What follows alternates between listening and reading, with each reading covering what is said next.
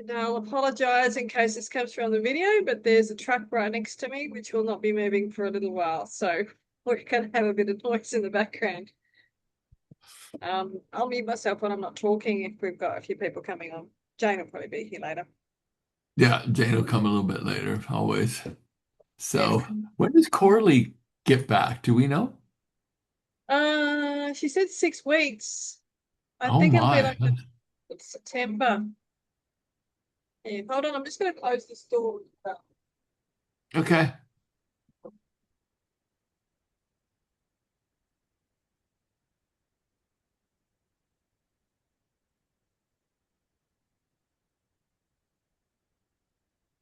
It's funny. What a time to be doing it. Anyway. I know, but let's see. I'm not going to say it. So how did you go with your lesson, Gary? I actually did pretty well with it. I've it's been a little bit of a stressful week because of all the pending, like contracts that are supposedly coming in and then they don't come in and you're waiting and waiting and waiting. And finally they came in and none of them were acceptable. So it was just a little, nerve-wracking. However, um, we went out on the lake a lot this last week. We went out Friday, we went out Saturday, and there's something really special about the lake that we go to where we have our boat, which is Lake Washita. It's like 48 miles of pristine forest, and a national park forest down to the water's edge with islands and everything else. So it's really beautiful, and I always know it gives you this inspiration just to be out there in that environment. But I have been having these little epiphanies where I just feel so much gratitude for the experiences that I've had in life that has shaped me and brought me closer, to God. It was so interesting. I was talking to this new client. We were doing a discovery call to see if I wanted to work with her and she wanted to work with me. And we had this very in-depth conversation around being gay and loving God and having to deal with the cultural implications of that and the shame that generally goes along with it. And she was very emotional talking about her journey. And then I told her about some of the lessons that I learned along mine around bridging your sexuality to your spirituality and how important that is. And then that's how the Course in Miracles came up. How many lies are being told to people who really believe that a minister is going to read and interpret the Bible effectively and truthfully in alignment with Jesus's teachings. And of course, they don't. As far as I'm concerned, well intended, no doubt, according to their own light and their own capabilities, well intended. But they are, in my mind, the false prophets that Jesus warned us about. They're not enlightened. They're doing the best they know how to do, but they're not awake. They do not look, they do not have that spiritual evolution, at least most. And so to believe someone's interpretation on top of the thousands of years of translating, retranslating, having over 450 versions of the Bible written by people who are misinterpreting, you cannot look at it and say this is the true teachings of Jesus. You cannot. It Mm. makes no sense. So when the Course in Miracles came along and I told her about the Course in Miracles, she was like, "Oh my God, I need to know this." And I'm like, most important body of literature that's been written in the last 2,500 years. So she just sent me an email saying, which one do I choose on Amazon? So I sent her a link. Um, but it is. And so we're very fortunate to continue this discipline. And this, for me, it's like it's part of my spiritual practice is to do Course in Miracles group every week. Because if I can do that, I'm absolutely going to do it. And I support anybody that may get wind of this recording to consider doing it because the course to read it alone can be very confusing and your mind's trying to interpret with absolutely no references. So to have several people with their eyes on the course saying, no, I don't think it actually means that, it could mean this, it adds dimensionality to the interpretation that our minds will give a paragraph in the Course in Miracles. So I think it's super important to read it in a group. Really Definitely. do. I mean, I've said it before. I mean, if I sat and read it, I mean, the initial my rejection of, being completely non-religious, all this God and Jesus I and remember. and the he's and the brothers and there's no females in here and that was really. But I persisted. I think this is the fourth time I've tried to read it, but doing it together. Also, reading it on my own, I would just I'd probably just like, sometimes you read a page and just flick over anyway. That's what I would probably do, is just read it and go, yeah, whatever. And next page, whereas, we've had some, and Jade will be here shortly, hopefully, who always, if they've got a question, they ask it, and then you have to think about it a bit harder. And that's where it comes through that you can get a lot more out of it, for sure. Yeah, and I think, because I love this one statement, you can't fix something with the instrument that broke it. So here we are attempting to understand and interpret what the Course in Miracles is trying to say to us. And it's really hard with with our conscious mind, our logical thinking to interpret the Course in Miracles. It's very, very, very difficult. So, and I personally, as much as I have respect for anyone who's ever taught the Course in Miracles, like Marianne Williamson and all that, I have a lot of respect for that.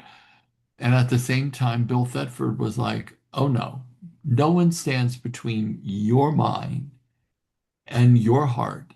Interpreting the Course in Miracles is completely contrary to what the Course in Miracles how it's supposed to be read and studied. So you don't put an interpreter in between your mind and the Course in Miracles, which Marianne Williamson turned into that, whether she wanted to or not, she did. And and so it's best to go to the course directly.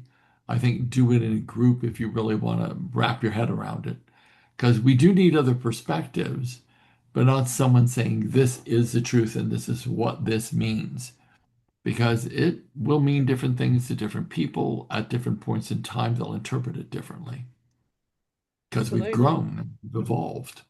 Yeah, So as you've it's said just a in word the of past. caution. Yeah, as you said in the past, there's been it's the same message through the whole book, I know.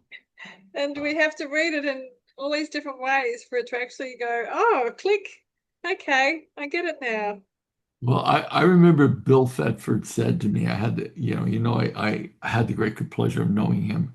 And he said the Course in Miracles repeats the same thing over and over and over again, but it's said in very convoluted ways, very direct ways, very circuitous ways, because people's minds are so clever, they think so abstractly and differently that the Course says the same thing over and over and over again in different ways to appeal to how different people will think and therefore interpret the Course in Miracles.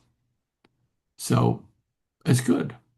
It's Mm. good. It's very, I was telling my client today, I said, when you read the Course in Miracles, you'll understand that no one with an ego could have written the Course in Miracles. It would not be possible because it has no ego in it, which is, I think, really powerful and really beautiful. Very So, unique. yeah, it's Yeah, a very unique book. yeah. Well, how did you go? Mine was give thanks to every part of you that you have taught how to remember you, which sounds a bit Dr. Seuss, but I quite I was enjoyed going to it. say, that's convoluted. But it did kind of make me think about how, people think that they're stuck. This is the same, this is who they are and they can't change. And, this is how I'll always be. And it's like, well, you weren't like this at 2, and you weren't like this at 12, and you weren't like this at 22. So why can't you change now? That's how I kind of feel. And I feel like I'm changing, evolving all the time. It's one of my core values. So I've quite enjoyed kind of thinking about how I remember myself affects my memories and how I feel about those memories. And it releases me from, with the trauma release stuff we've done, it releases me, it gives me freedom because I can be back in those memories and I don't have that feeling of being whatever it was, whatever Yeah, negativity bound to or it angry. or reactive Yeah, to it. yeah, exactly. So this kind of reminded me of that, and I had a good reason to practice it because often there's a studio attached to the house and we rent it out, and usually I have bad sleep when there's someone in there. It doesn't matter how quiet they are because they're just there. And so I was thinking about how is that? Why do I get that feeling? And of course, it's from going up in a caravan and having no privacy, no private space, no personal space, even within, so, it's one room basically, and you're in there with your mum and your dad and your sister. Well, I was, and it's basically just one room, really, Right. on wheels. So there's not even stable. And you're in a caravan park where there's someone else 2 meters away, and you're in a caravan park, so it's low socioeconomic people doing all sorts of weird stuff, which is not helping them. You're just bombarded with this all the time. You And don't it feel safe, I finally wouldn't think. No, and that's it finally came to me that this is the feeling that I've had from having people in the studio. There's been people in the studio the last couple of days. I've slept like a log because I've done a trauma release on those memories. It's just incredible. And so, I get to practice all the stuff we've learned that I've learned from you through A Course in Miracles. That's awesome. It's so funny, V.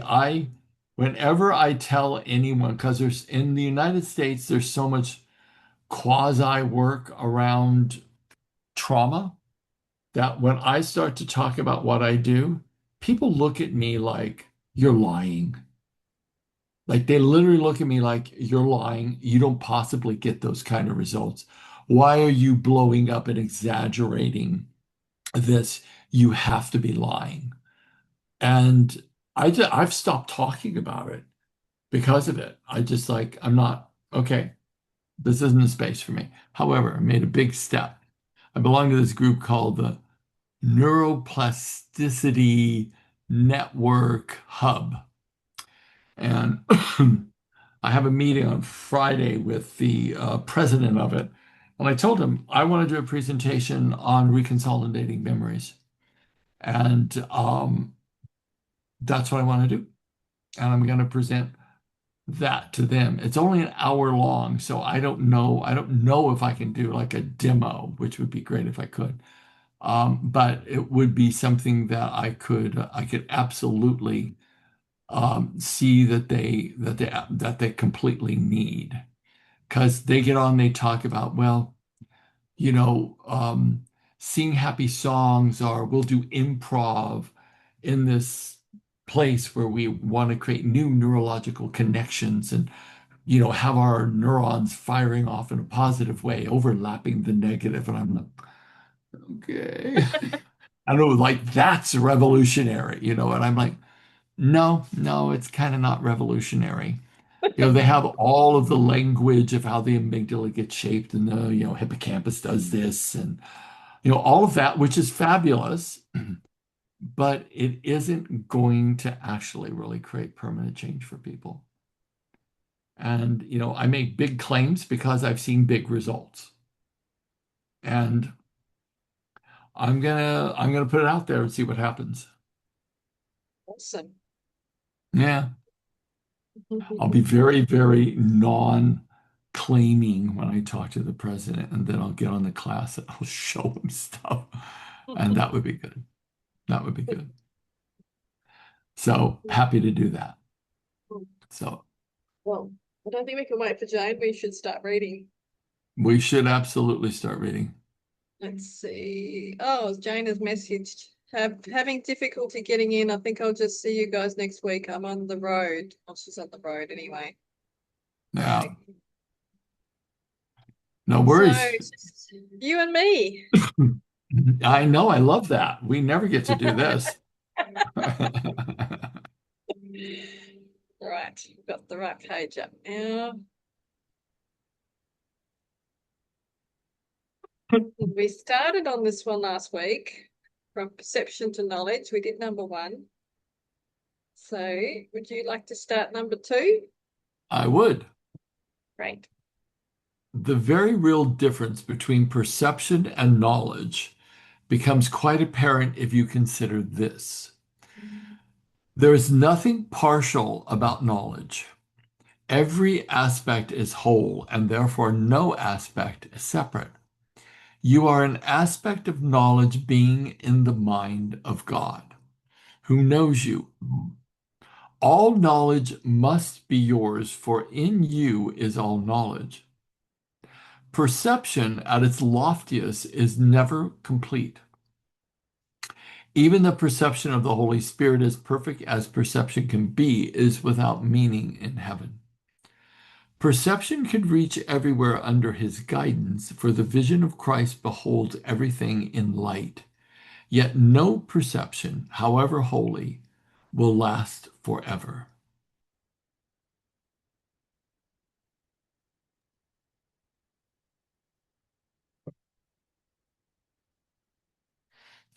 Okay. We've had this before with the perception and knowledge thing. I do remember Mm. vaguely. Well, I had it all, it was all like really good except for the last sentence. Yet no perception, however holy, will last forever. You can reach Yes. everywhere under his guidance, for the vision of Christ beholds everything in light. Yet no perception, however holy, will last forever. Yes, Well, perception that's won't. yeah, Knowledge will. but I right. Hold on. Because the first one's saying Yeah, there's a yeah, yeah, difference yeah. between perception and Yeah, yeah. knowledge. Yeah. Because to be a perceiver, you have to be separate from what you're perceiving. Yes. But to view it through the eyes of Christ, which simply means to view it through the perspective that everything is actually a spark of the divine, is an aspect of God. Like there's no differentiation between any of us. Same animating principle animating me is animating you. But our perception would have to be because we believe we're a separated self. That would create our perception. And we could be aligned with Christ. We could be seeing everything as one, but that doesn't sustain itself unless we embody it fully. As long as it stays a perception, we're not embodied. Do you think we have it? I would definitely say I'm still in perception because it's not a permanent thing. I can get into a state and feel the wholeness of being part of God. There we go. I can say it now. Um, Yay. but it's not permanently there. I still get angry. I still feel separated sometimes. So for me, I definitely know I'm not in the knowledge state. And that's Yeah, and a okay. knowledge state, it would be an embodied state. I think for me, it Mm. means the same thing. Sometimes I can feel that, but it's, it's not a permanent state. Yeah. That's just a work in progress thing. So, Okay. So we both agree that perception is an aspect of the ego of the separated self. yeah, Okay. yep, That makes sense to me. yeah, You want to do the next one? sure. Perfect perception then has many elements in common with knowledge. making transfer to it possible. Yet the last step must be taken by God, because the last step, sorry, I looked up and I lost my spot. Because last step in your redemption, which seems to be in the future, was accomplished by God in your creation. The separation has not interrupted it. Creation cannot be interrupted. The separation is merely a faulty formulation of reality with no effect at all. The miracle without a function in heaven is needful here. Aspects of reality can still be seen, and they will replace aspects of unreality. Aspects of reality can be seen in everything and everywhere, yet only God can gather them together by crowning them as one with the final gift of eternity.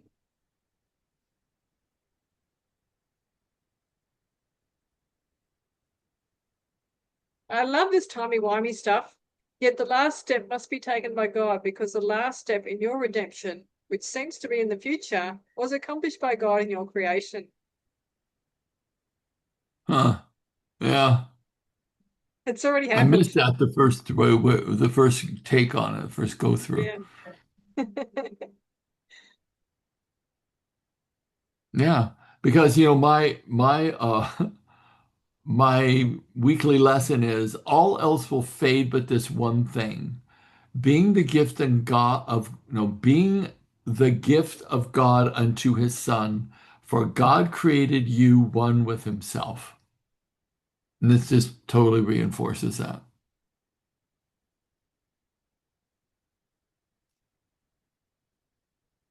I really like that one. I'm just going to record that one. So I Yeah, can keep well, listening. when I run it Yeah. through in my mind or repeat it during the day, it's like there's nothing else that you really need to know. It's like I never left. I'm still there now. It's like there is no separation in reality, and I have been one with God throughout every journey and every lifetime.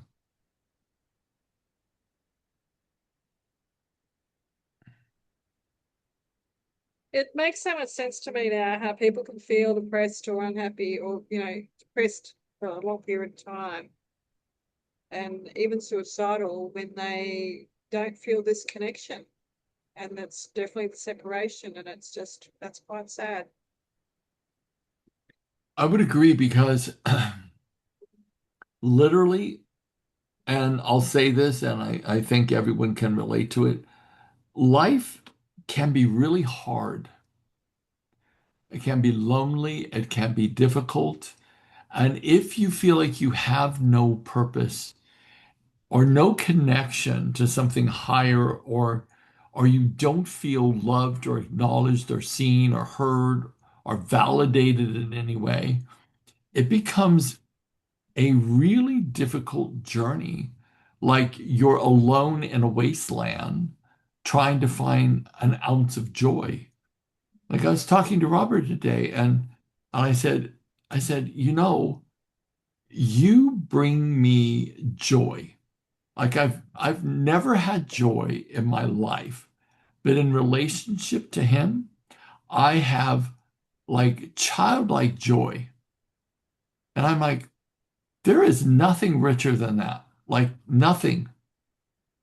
It's like chocolate cheesecake on top of a bratwurst hot dog, which are my two favorite things in the world. Being a vegetarian, I never eat any of that. But, I just say those are my taste-wise are my two favorite things in the world. Chocolate cheesecake after a bratwurst hot dog with pickles and onions and mustard. I can actually taste it in my mouth now. But I don't allow myself to eat it. But the bottom line is it's like it's this joy. And I said to Robert, I said, do you realize how few people actually have joy? Like I think you get joy from your horses. And I think that brings this depth of connection that makes us just like, I want to go like live or swim in that pond as many times as I can because it lightens the load of life. Yeah. And people who don't have joy, I think it just is really difficult. And a lot of people do not. No, no. So even in a moment when we think, wow, well, maybe I actually am one with the divine. And if I can embody that, I can find joy in everything I look at, everything I see. I think it also gives me peace because I just feel that what other people think of me really doesn't matter to me anymore. I'm being true to Yeah. myself, and I I won't hurt anybody deliberately, but I'm on my path, and I have a lovely dear friend here. She's amazing and she's so kind, but she's so worries about what people think if she says no, and I'm getting I think I'm getting through to her that she's got to look after herself first. No, it's super important. I think Mm, it's super important to have tribe, to have, if you can, if we're blessed enough to have people around us that we know fully understand us. I have this student that I was in my trainings like 30 years ago, here in San Diego, maybe 35 years ago. yeah. God, I've been doing this so long. And she moved to Hot Springs, Arkansas, because she called me up. She says, I'm in trouble. We can't afford to live in San Diego anymore. I said, just pack your car, come to Hot Springs. Like rent and housing is inexpensive. You can land. Well, they did, which was awesome. And her husband died, unfortunately, and while they were here. Mm, And she met a new man who happens to be this amazing guy who worked on the Hubble telescope. I mean, he's this like genius guy. And we uh we had them over when was it? Sunday morning? Sunday morning. They cooked us an entire brunch and brought it in and fed us, which was awesome. And we told them we're going to Bentonville and told them all about it. And they said, I think we may sell everything and come with you. mm. And I said, that would be ridiculously awesome. Because I told her name's Aline. She does lots of energy work, and I said, and she's a fabulous death doula. In other words, she sees people through the process of death. She's amazing. And I was like, I want you there as my death doula, to keep me focused and to keep me centered. That would be like my favorite thing ever. So we've made that commitment to each other. If she goes before me, I'll be her death stool. If I go before her, she'll be mine. Um, so I think to have a community where you can have joy, have sameness, have a similar philosophy and a similar support, and more importantly, a similar understanding of your place in the universe. I think that is huge. That's huge. So. Yeah, all of us, I think, would you be very well served by having a great community around us that we'll probably have to build. I was thinking I'd come to Nanup and be an illegal alien. You'd get in trouble eventually, V. I don't think you'd need to be illegal though. I reckon you'd be welcomed in like you were previously. You and Robert Very would be true. fine. I'd have to Yeah. come under some sort of, sponsored by a company, but I guess Toddy would probably sponsor me again. Yeah. Yeah. Yeah. Since we have a company together. That'd be good. So who knows what the future's gonna bring. No, you're right. Okay, shall we do the next one then? Yep. Be me. Apart from Apart, apart from the are you reading or I'm reading? I don't know. Is it you or me now? I can't remember who read that one. Oh, I read last. I think. Did I? Yes, I did. Boy, a little You can cuckoo read again if here. you want. No, no, no, no, no. I'm a greedy reader, V. You go for it. Apart from the Father and the Son, the Holy Spirit has no function. He is not separate from either, being in the mind of both. and knowing what mind is one, and knowing that mind is one. He is a thought of God, and God has given him to you because he has no thoughts he does not share. His message speaks of timelessness in time, and that is why Christ's vision looks on everything with love. Yet even Christ's vision is not his reality. The golden aspect of reality that spring to light under his loving gaze are partial glimpses of the heaven that lies beyond them.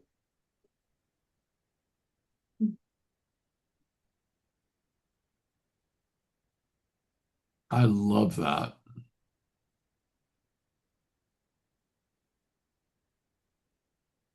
You know, V, sometimes I think when we pass, that it is going to be so beautiful what we experience on the other side. It'll be like waking up from a dream that we've been in for a while. And when we wake up, we realize it was a really realistic dream. And then it slowly starts to fade as we reawaken to the spirit we've always been.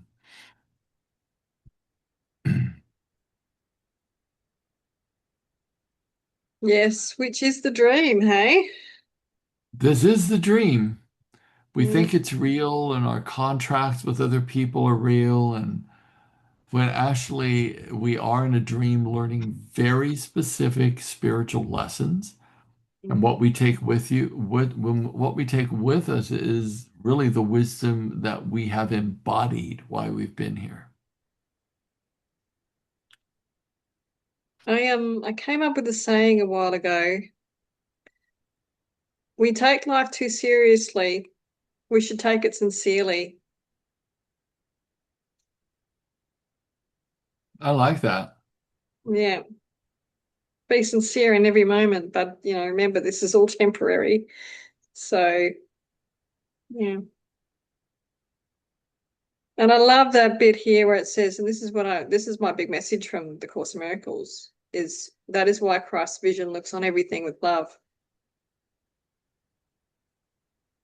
Tell me, tell me why or what sentence So stimulates that for you. that feels for me like that is the underlying lesson of this course. And it's the thing that makes the biggest change for me is because I look on things a lot less with judgment now. There's a lot less judgment. Not Yeah, completely gone, but true. there's a lot less of it. And I can stop myself as well and go to see through love rather than judgment because people are all coming to this point in time with whatever resources they've got. And just to be more forgiving of that and know it's not taken personally. Yeah. So these are the thoughts that I have of people now when I'm interacting with them. So I don't get upset by what people say or do. Yeah, sometimes I think that time's a really interesting thing because when you look out at people, and I look at myself and I think, okay, well, there's certain things that I'm really consistent at and disciplined with, and and I and there's certain habits I have, not too many anymore, that were not as great as they could be, but I'm slowly evolving to this place where I just have no interest in anything other than being able to have joy in my life, extend kindness to other people and to other living things. And that brings me a great sense like I'm building the architecture of surrender over to a more spiritual part of myself. Like the old, Gary 1.0 is fading and Gary 2.0 is coming online. And I really do think that I know this is going to sound so odd, but like the next 20 years of my life, being 75 now, I'll be, good 95. And hopefully I'll still have my marbles and my health. But I really do feel like there's going to be an opening that keeps, like the door keeps opening wider and wider and wider. And better or clearer, I'll say cleaner information's going to start coming through. And that would be so welcomed. I don't know about you, V, but I'm sick and tired of being in the dream and choosing to stay there rather than waking myself up. So, the next 10 years is really going to be about um, opening my eyes wider and seeing more and Mm. contributing more. And that's why I think I'll have a relatively long life because for me, the older I get, the more determined I am to contribute more, the more Mhm. purposeful I feel. Mm. And yeah, I absolutely would love to lay on the beach for about 2 weeks somewhere in Sardinia, but or one of the Greek islands would do as well. But if I could do that once a year, it'd be like heaven. So I've got a I'm friend in working. Mauritius. I've got a friend on holidays in Mauritius at the moment. She keeps sending me all these beautiful pictures of sunset and palm trees and beaches and Mm. So is she in the Mauritius Islands right now? yes, yes, Ah, yes. how And beautiful.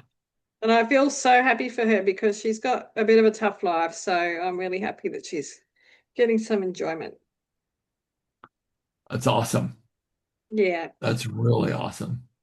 That would be a joy for me. I have some really good friends who are getting married on the Amalfi Coast in Revelio. And I went to Revelio a couple years ago to a wedding there, and it was unbelievably beautiful. Unbelievably beautiful. I had the best possible time. So I'm hoping everyone is finding great joy in the incredible beauty of the Amalfi Coast. Mm, lovely. You want to read number five, Gary? I shall. This is the miracle of creation, that it is one forever. Wow. Every miracle you offer to the Son of God is but the true perception of one aspect of the whole. Though every aspect is the whole, you cannot know this until you see that every aspect is the same, perceived in the same light, therefore one. Everyone seen without the past thus brings you nearer to the end of time by bringing healed and healing sight into the darkness and enabling the world to see. For light must come into the darkened world to make Christ's vision possible even here. Help him to give his gift of light to all who think they wander in the darkness, and let him gather them into his quiet sight that makes them one. Wow. Mm. What did you think of that paragraph, B? Wow. Well, I have a vision of how do I and I've been frustrated by it in the past. Now I'm just accepting what little bit I can do. And I know that I understand that just by being more of what this course talks about, I can bring a bit of lightness to people and I don't need to preach to them to make them better. I don't need to force anything. I just bring a little ray of light to them and they do with that as they will, and it's not my place to judge how they deal with that. Yeah, yeah. I oftentimes will look at people and either I have a judgment or Robert's got a judgment, and I'll say, maybe they're in the perfect place with the level of evolution they have at this point in time.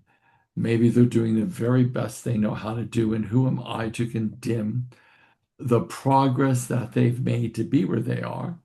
And who am I to say that what they will gather from either doing a deed that I judge, what kind of reaction they will create for themselves, and maybe in that reaction will be one of the greatest lessons they'll learn in this lifetime.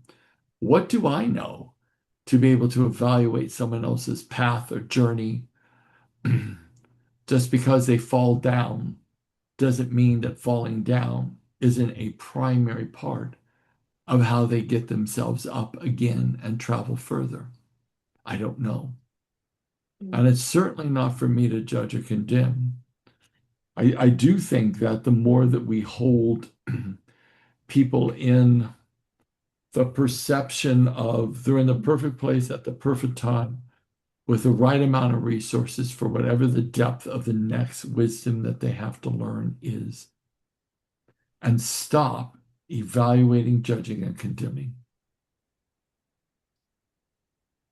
Even just the not judging and the not judging people, coming to the table and not judging people, I noticed that has made a huge difference to how people show up Very much so. because it gives them the freedom to be who they are in that point in time, which could be different tomorrow. The horses have been a huge lesson for me in that because they'll learn things that I'm not there to see, and they will change how they're interacting with each other from day to Yeah, day. It's just, yeah.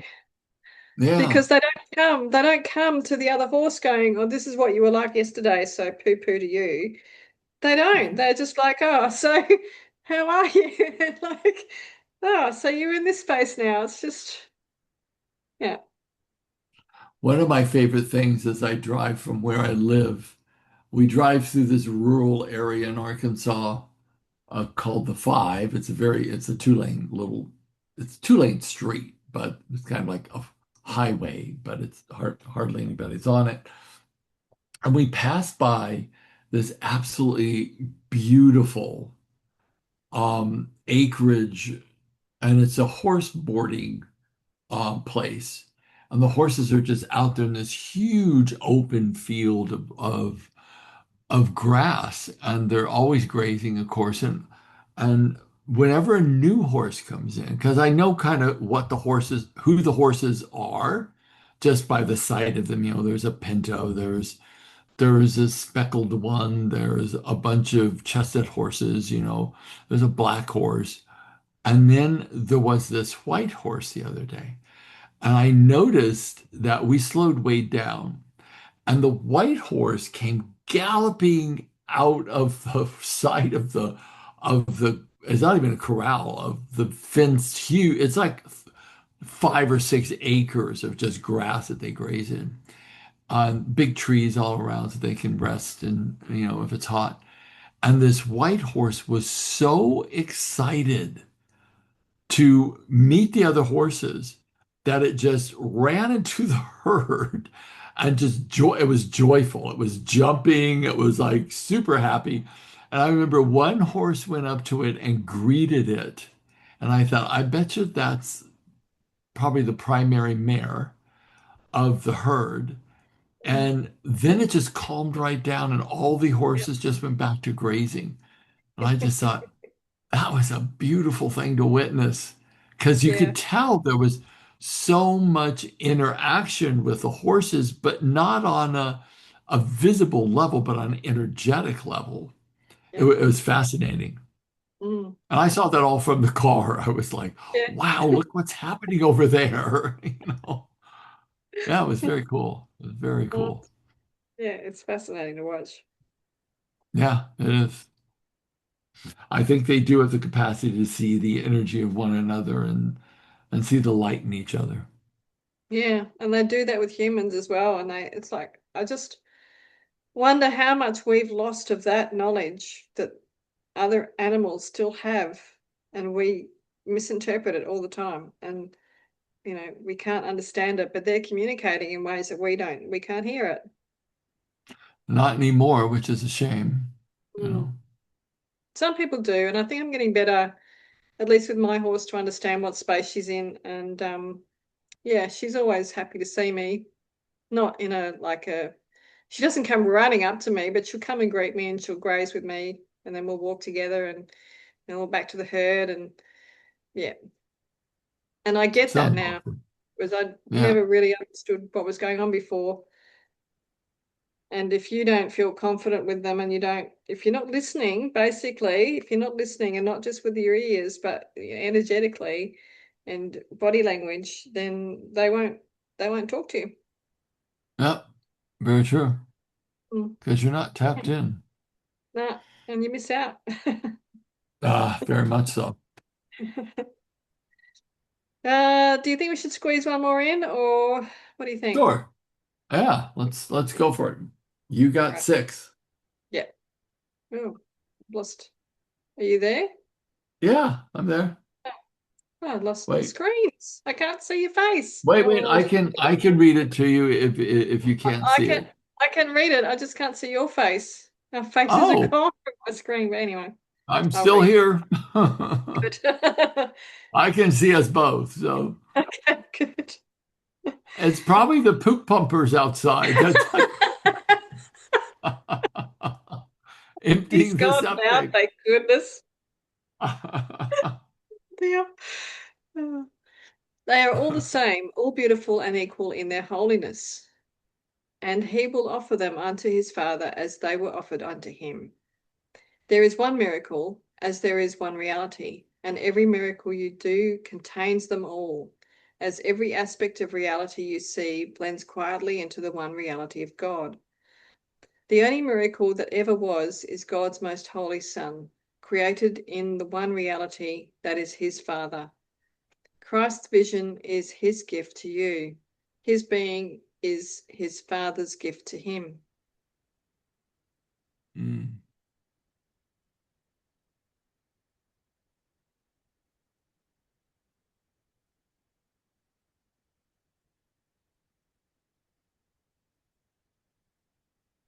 wow. Are you still there? It's interesting. Yeah, yeah. No, it's really interesting because it says, I love this. The only miracle that ever was is God's most holy Son, created in one reality that is his Father. Love that. But this is the next line I think is even wilder. Christ's vision is his gift to you. His being is his Father's gift to him. I would normally think that it would be his, traditional Christianity would say, his being is his Father's gift to you.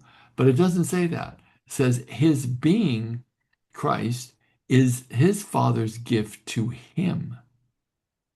I've never heard that before. No. No. Huh. Okay. So, V, what is your lesson for this week? Did you find a I, new one or are you going to stay with the same one? hmm, I think I'm done with last week's one. That was a good one. And I've only taken down one sentence from this one. Yet the last step must be taken by God because the last step in your redemption, which seems to be in the future, was accomplished by God in your creation.